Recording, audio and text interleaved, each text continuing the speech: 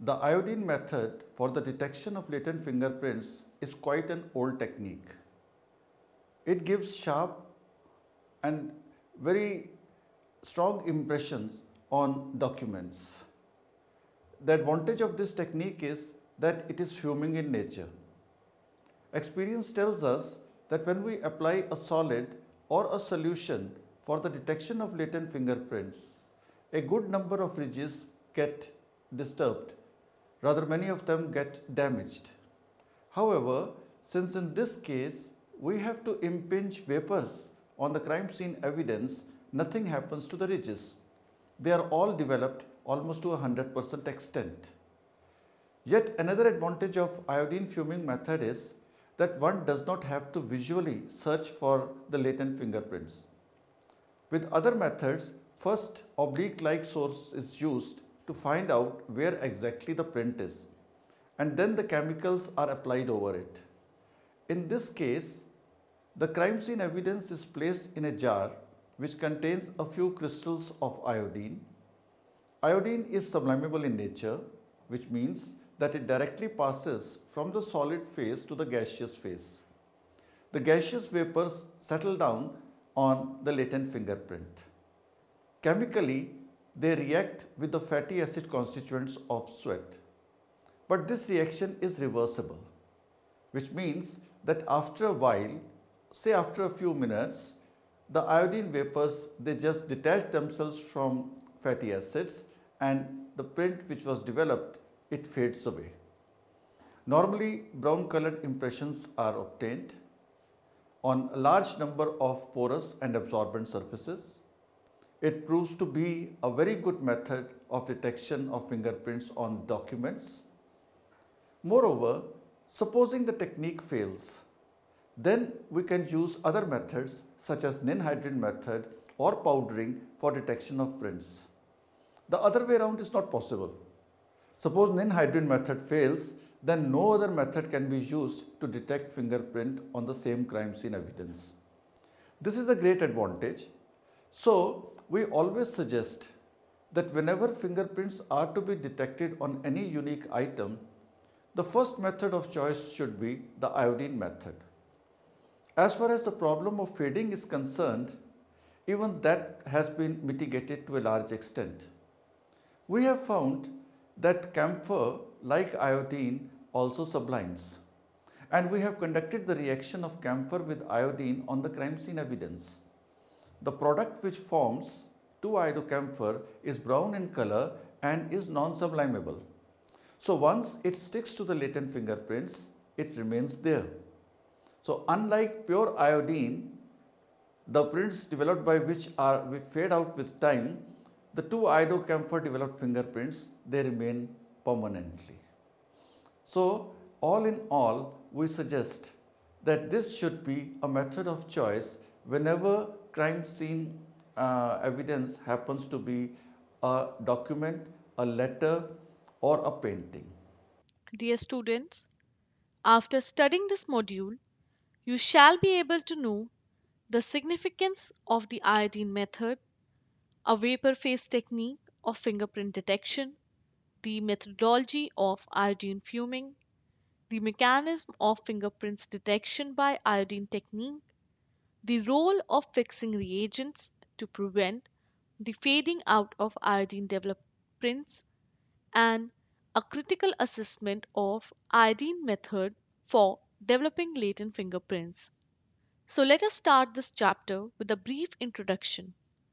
The iodine fuming technique for visualizing latent finger marks has been used for almost a century. Iodine is a crystalline solid which, upon heating, sublimes into violet vapors. The vapors are absorbed by the sweat deposition of the latent imprint, thereby revealing the ridge pattern. It has been used to develop latent fingerprints on porous surfaces, particularly paper. Iodine fuming is still widely used because it is inexpensive and easy, sensitive, and is non destructive because The stains it produces are ephemeral. If it is used at all, iodine fuming is normally the first processing method attempted. Some forensics texts state that iodine fuming is used less often nowadays than formerly. That may be true in the limited sense that there are now many alternatives, but iodine fuming is still used frequently by many forensic labs. It's cheap, fast, effective, and completely reversible. Initially, it was believed that iodine can be added chemically and reversibly to double bonds of the unsaturated fatty acids present in the fingerprint residue. However, it was later suggested that the mechanism of the reaction involved physical absorption of iodine on the fatty acid content. The iodine fatty acid interaction imparts a yellowish brown color to the rich pattern. Iodine fuming is a simple procedure of developing latent fingerprints. A sample fingerprint developed by iodine fuming method is shown in the given figure. Iodine fuming is an excellent way to develop prints on porous and non-porous surfaces such as paper, index cards, magazines, and cardboard. To fume a suspected latent print, the surface must be placed into a container with solid iodine. The sublimation of iodine in a closed container will cause iodine vapors to concentrate, then be absorbed by the oil and sweat left behind the human skin. The temporarily developed print will then be visible as an orange brown outline. Upon development, the print should be photographed for documentation. The iodine will eventually sublime from the surface of the print, allowing the print to return to its latent state. The surface is then returned to its original appearance and can even be exposed to additional developing techniques. Now, let us have a look on the methodology. Latent fingerprints may be developed by iodine fuming technique by one of the following experimental procedures. Let's see. Number one is fuming gun method. An iodine fuming gun is made of either glass or plastic. The butt end of the gun contains a dehydrating agent, usually calcium chloride. There is also a mouthpiece for blowing air at this end. An iodine fuming gun is displayed in the given figure. Near the nozzle end of the gun, about 0.5 gram iodine crystals are placed. Air is blown, though the mouthpiece and the gun nozzle is moved above the surface, impinged with the latent prints. The optimum distance between the gun and the surface is 2 cm. As soon as the latent fingerprints begin to appear, the iodine fumes are concentrated over the imprinted area. The prints so developed are photographed immediately. Another method is fuming cabinet method. A china dish containing about 1 gram iodine crystals is placed in a fuming cabinet. The object bearing the latent prints is suspended from the roof of the cabinet. Iodine crystals are gently heated to about 50 degrees Celsius using a heating block. After a few minutes, latent fingerprints begin to appear. The object is exposed to the fumes till maximum contrast has been achieved between the prints and the background. The developed fingerprints are immediately photographed. Then comes powder dusting method. Iodine crystals are pulverized into a fine powder.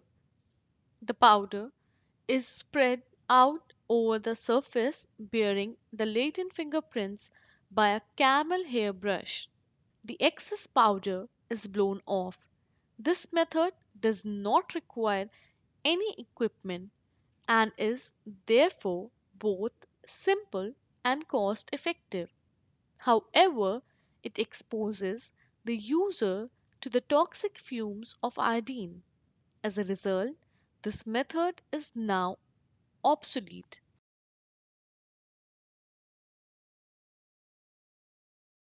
Iodine fuming method.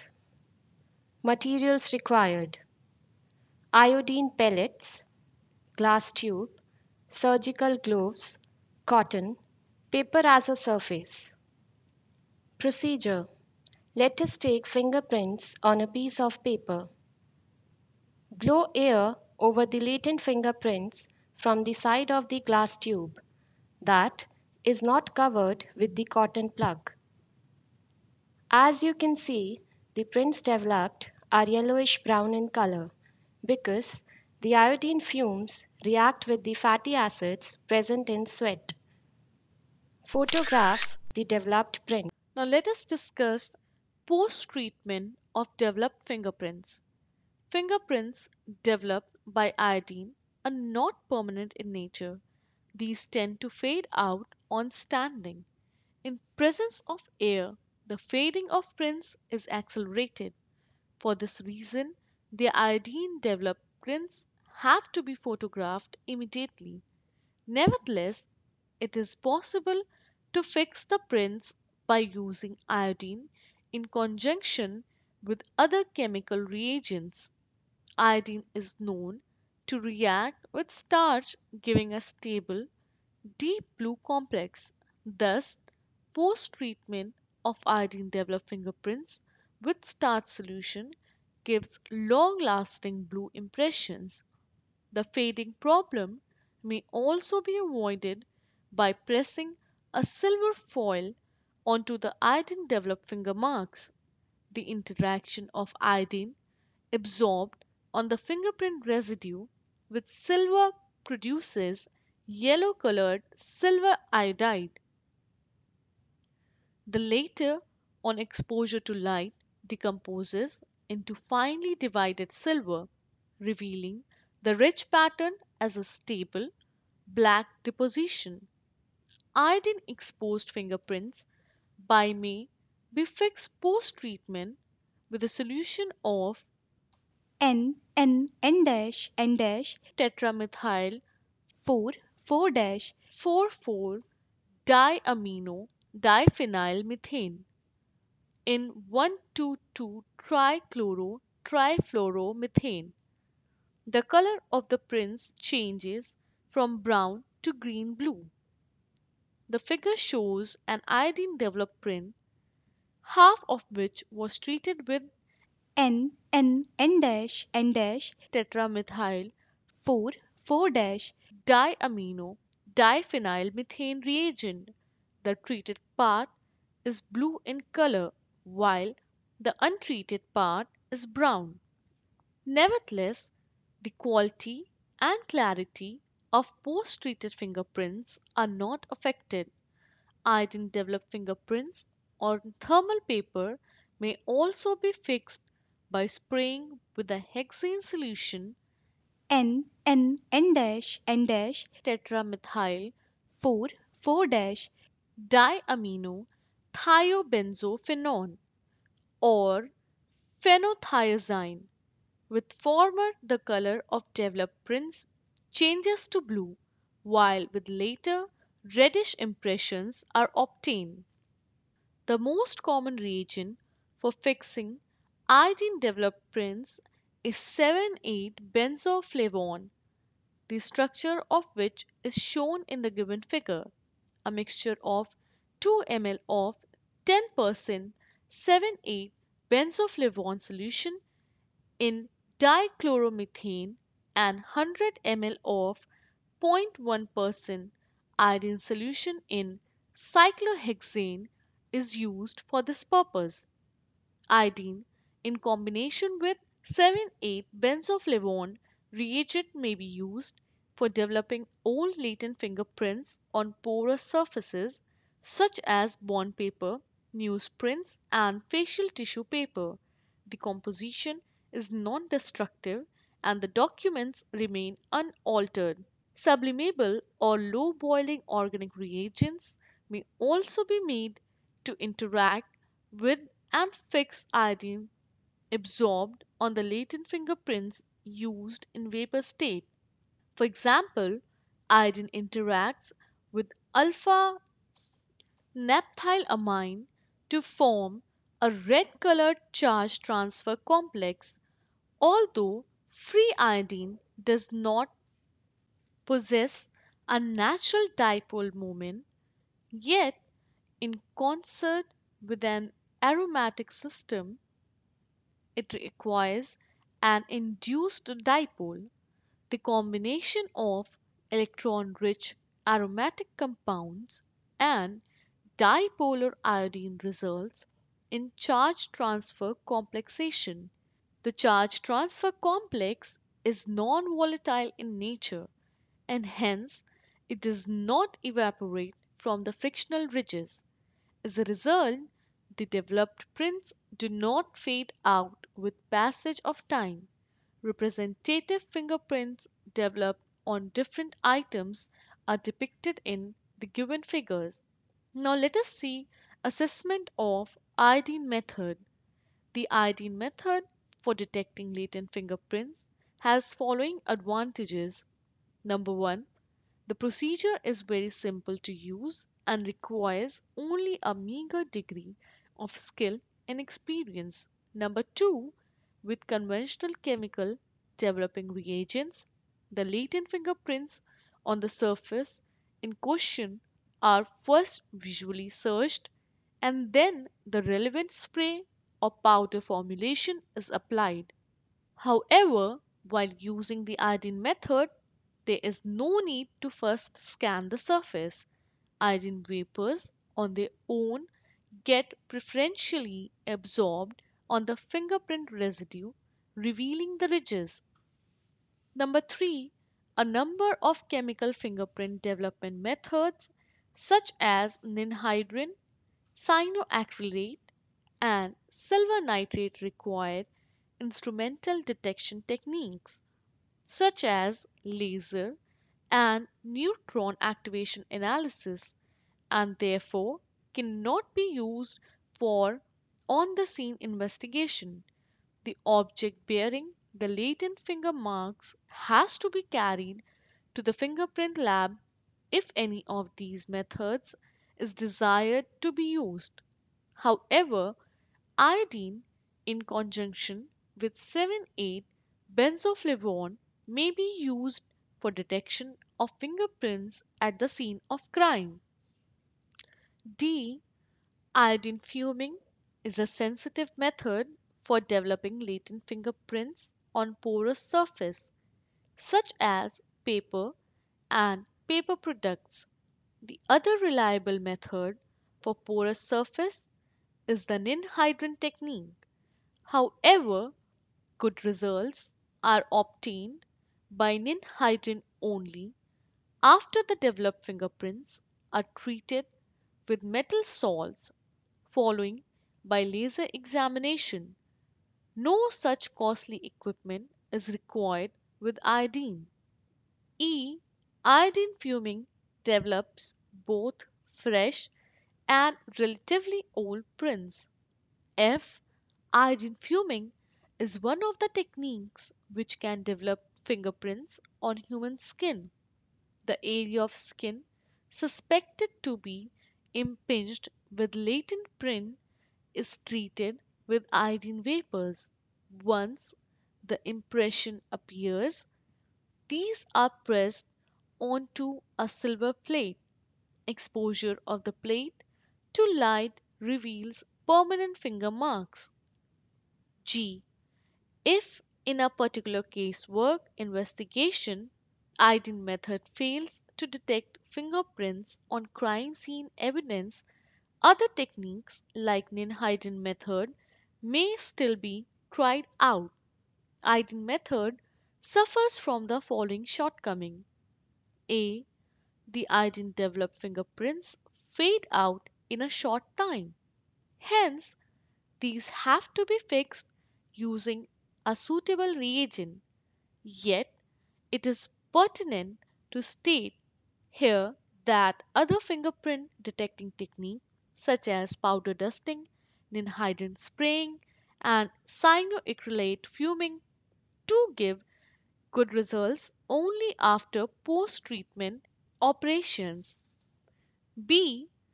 Iodine is toxic and poses occupational hazard to the user. Nevertheless, by observing some simple safety precautions, this problem may be eliminated. Now, my dear students, let us discuss a case study. Iodine fumes are sensitive to different latent residues than other methods. It is possible that latent prints that would have been developed by iodine fumes will not be developed by other means, whose application will then destroy the residue needed for iodine development. When the nature of surface is questionable as to a particular technique or sequence of techniques, iodine fuming should definitely be considered. That was the case some years involving a piece of surgical tape. The white surgical tape had been used to bind a victim in a sexual assault incident. The victim was able to eventually free herself and tear off the tape. A piece of the tape was recovered from water in a toilet bowl where it had come to rest. The tape was submitted to the lab for examination. This was before the development of the special adhesive tape powder. It was decided to use an iodine fuming device on the adhesive side of the surgical tape. An excellent fingerprint, almost resembling a rolled fingerprint, was developed, photographed, and subsequently identified to the left thumb of the assailant. Early techniques may be old but still viable. All techniques should be considered in their proper sequence in efforts to locate and recover latent prints of value to an investigation. My dear students, let us summarize this chapter now. In this chapter, we have learned that iodine method has traditionally been very popular for processing imprints on porous surfaces. Then we have come to know that the method relies on the physical absorption of iodine vapors on the fatty acid content of fingerprint residue. And we have learned that several post treatment options are available to enhance the stability of developed prints. And lastly, we have learned that in case prints fail to develop by iodine method, other methods of fingerprint detection may still be tried out. The reverse is not true.